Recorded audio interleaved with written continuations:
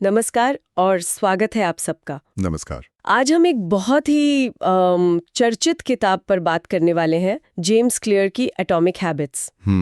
काफी प्रभावशाली किताब है ये। बिल्कुल, और हम इसके कुछ खास हिस्सों को लेंगे और समझने की कोशिश करेंगे कि कैसे वो छोटी छोटी आदतें जिन पर शायद हमारा ध्यान भी नहीं जाता, वो असल में हमारी जिंदगी को पूरी तरह से बदल सकती हैं। सही कहा। हमारे पास किताब के वो अंश हैं जो बताते हैं कि ये छोटी आदतें कितनी शक्तिशाली हैं, ये बनती कैसे हैं, और हाँ, सबसे जरूरी, इन्हें बदला कैसे जा सकता है।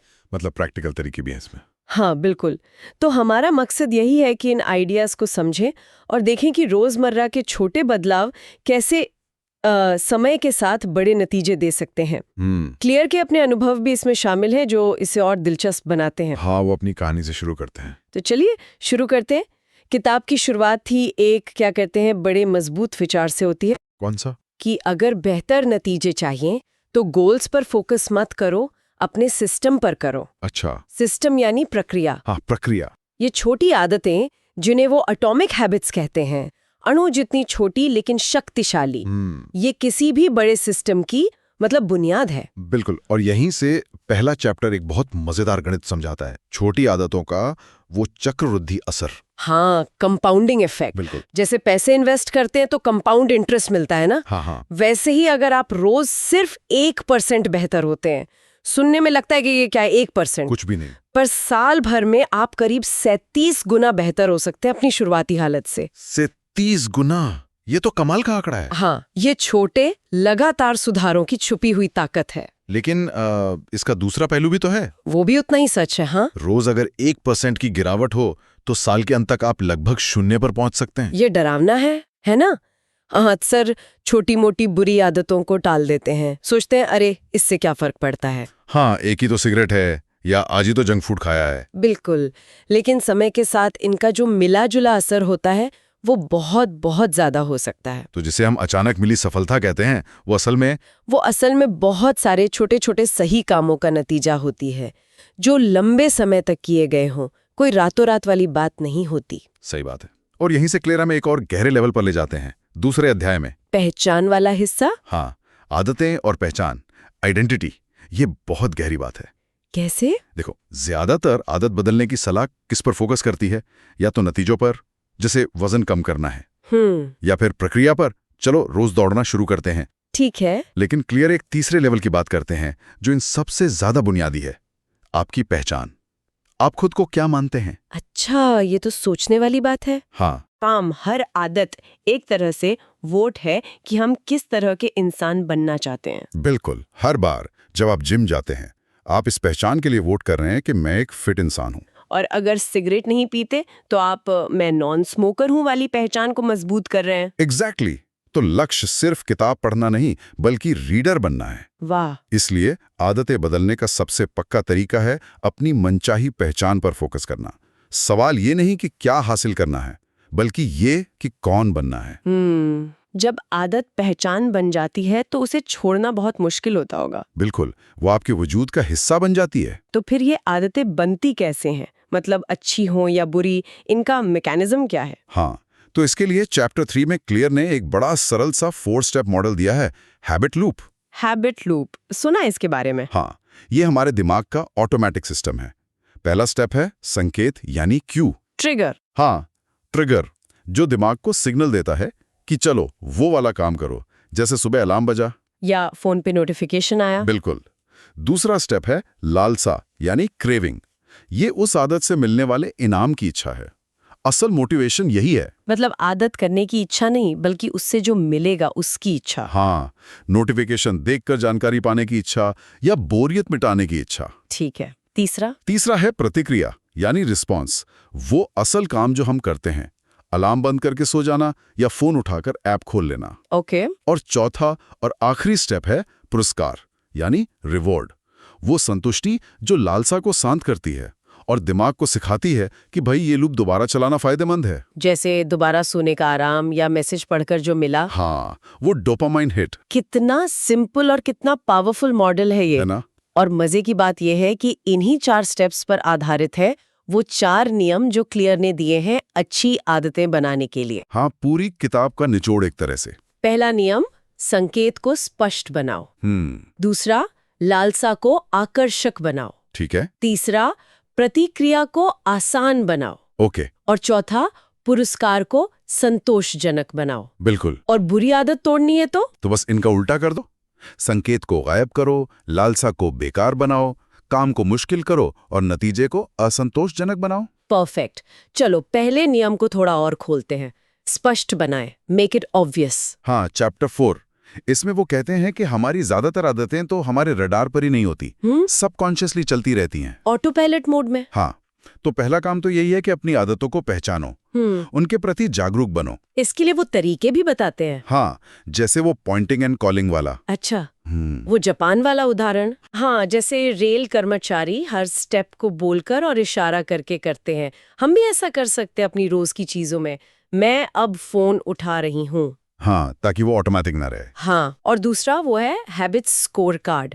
अपनी दिन भर की आदतें लिखो और मार्क करो, अच्छी प्लस, बुरी माइनस या न्यूट्रल इक्वल। बस पहचानना है, जज नहीं करना। बिल्कुल, क्योंकि जिसे आप जानते ही नहीं उसे बदलेंगे कैसे। सही बात। और फिर नई आदत बनानी हो तो उसके संकेत को स्पष्ट कैसे करें? उसके लिए 2 कमाल की तकनीकें हैं। एक है इम्प्लीमेंटेशन इंटेंशन, इरादा पक्का करना। हाँ, मतलब सिर्फ ये नहीं सोचना कि मैं कसरत करूंगा, बल्कि ये तय करना कि मैं क्या कसरत, किस समय पर, किस जगह करूंगा। जैसे मैं कल शाम 6 बजे अपने कमरे में 15 मिनट योगा करूंगा। बिल्कुल, ये बहुत ज्यादा प्रभावी है। और दूसरी है हैबिट स्टैकिंग। एक आदत को दूसरी से जोड़ना। हाँ, इसका फॉर्मूला है, मेरी अभी की आदत के बाद मैं मेरी नई आदत करूंगा।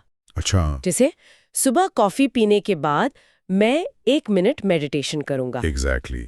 तो आपकी पुरानी आदत ही नई आदत का ट्रिगर बन जाती है। बहुत स्मार्ट तरीका ये। ये तो वाकई प्रैक्टिकल लग रहा है।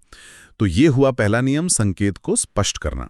अब आते हैं दूसरे पर, आकर्षक बनाएं, मेक इट अट्रैक्टिव। चैप्टर 5। इसमें साइकोलॉजी ज्यादा है शायद। हाँ, एक दिलचस्प बात यह है कि हमें असल में रिवॉर्ड उतना मोटिवेट नहीं करता जितनी रिवॉर्ड की उम्मीद करती है। एंटिसिपेशन। हाँ, एंटिसिपेशन। वो जो डोपामाइन रिलीज होता है ना, वो काम करने से पहले होता है, जब हम इनाम की उम्मीद कर रहे होते हैं। इसी से क्रेविंग बनती है। अच्छा, तो फिर अपनी जरूरी, शायद थोड़ी बोरिंग आदतों को आकर्षक कैसे बनाएं? इसके लिए एक मजेदार तकनीक है, टेम्पटेशन बंडलिंग, प्रलोभन गठजोड़। ये क्या है? इसमें आप एक काम जो आप करना चाहते हैं उसे उस काम के साथ जोड़ देते हैं जो आपको करना चाहिए। अच्छा। जैसे मान लीजिए आपको ट्रेडमिल पर दौड़ना है, जरूरी है, लेकिन आपको अपना पसंदीदा पॉडकास्ट सुनना पसंद है, आप चाहते हैं, तो नियम बना लें कि आप वो पॉडकास्ट सिर्फ तभी सुनेंगे जब आप ट्रेडमिल पर होंगे। हा, ये तो बढ़िया है, मतलब जरूरी काम करने का इनाम तुरंत मिल गया। बिल्कुल। या फिर जब मैं अपने सारी ईमेल निपटा लूंगा जरूरी, तब मैं कॉफी ब्रेक लूंगा, चाहता हूँ। ये बोरिंग कामों को थोड़ा मजेदार बना सकता है। और इसमें हमारे आसपास के लोगों का भी बड़ा रोल होता है। हम अनजाने में ही 3 तरह के ग्रुप्स की नकल करते हैं। कौन कौन से? हमारे करीबी परिवार, दोस्त। हाँ। बहुमत हमारा समाज, हमारी संस्कृति। और शक्तिशाली वो लोग जिनका रुतबा है या जिन्हें हम सफल मानते हैं। अच्छा, तो मतलब अगर हमें कोई आदत अपनानी है तो ऐसे लोगों के बीच रहो या ऐसी जगह जाओ जहां वो आदत नॉर्मल मानी जाती हो, बल्कि अच्छी मानी जाती हो। जैसे अगर फिट होना है तो ऐसे दोस्त बनाओ जो फिटनेस को लेके सीरियस हों। अब तीसरा नियम, आसान बनाए, मेक इट इजी। चैप्टर 6। ये मुझे बहुत काम का लगता है। हम अक्सर सोचते हैं आदत बनाने के लिए बहुत विल पावर चाहिए, मोटिवेशन। हाँ, लेकिन क्लियर कहते हैं कि लंबे समय के लिए आसानी ज्यादा जरूरी है। मतलब हमारा माहौल, हमारा एनवायरनमेंट हमारी आदतों पर बहुत असर डालता है। व्यवहार बदलने का सबसे पक्का तरीका है अपने माहौल को बदल दो। अच्छा, माहौल को कैसे बदलें? आसान है। अच्छी आदतों के लिए जो संकेत हैं उन्हें सामने रखो, विजिबल बनाओ, और बुरी आदतों के संकेतों को छुपा दो। जैसे अगर फल ज्यादा खाने हैं तो फ्रूट बाउल को काउंटर पर रखो, फ्रिज के अंदर नहीं। अगर गिटार बजाना सीखना है तो गिटार को कमरे के बीच में रखो, केस में बंद करके अलमारी में नहीं। और बुरी आदतें? टीवी कम देखना है, रिमोट को दूसरे कमरे में रखो। हर बार देखने के बाद बैटरी निकाल दो। हाँ, मतलब रुकावटें पैदा करो। हाँ, अच्छी आदत के रास्ते को आसान बनाओ, बुरी आदत के रास्ते को मुश्किल। और यहीं पर वो 2 मिनट वाला नियम आता है ना? हाँ, वो कमाल का है 2 मिनट रूल। क्या है ये एग्जैक्टली? जब भी कोई नई आदत शुरू करो तो उसे इतना छोटा कर दो कि उसे करने में 2 मिनट से भी कम लगे। सिर्फ 2 मिनट? हाँ, लक्ष्य ये नहीं कि पूरी आदत परफेक्ट तरीके से करो, लक्ष्य है सिर्फ शुरू करना। अच्छा। जैसे रोज रात को पढ़ना बहुत बड़ा लगता है, इसे बना दो सिर्फ 1 पेज पढ़ना। आधा घंटा मेडिटेशन करना की जगह सिर्फ 1 मिनट के लिए बैठना। जिम जाने की जगह सिर्फ अपने जिम के कपड़े पहनना। बिल्कुल, क्योंकि एक बार आपने शुरू कर दिया तो आगे बढ़ना आसान हो जाता है। पहला कदम उठाना ही सबसे मुश्किल होता है। ये तो बहुत ही प्रैक्टिकल सलाह है। मतलब शुरुआत को जितना हो सके आसान बनाओ। एग्जैक्टली। आदत डालने की कला में माहिर बनो, भले ही वो 2 मिनट के लिए हो, बाद में उसे बढ़ा सकते हो। सही है।